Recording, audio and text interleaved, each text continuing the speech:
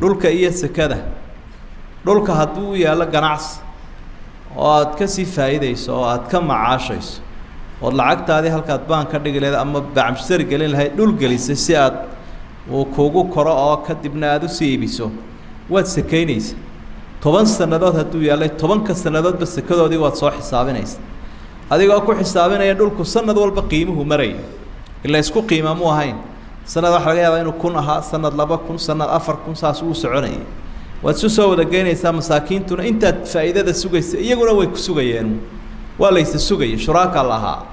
marka qofka shuraakada kula ahi maalku hadduu khasaaro uu khasaari hadduu faa'iido uu faa'iidi shuraaka ku ahaydena adna waad sugaysaa isna uu ku sugaya xisaabtama adiga iyo faqiir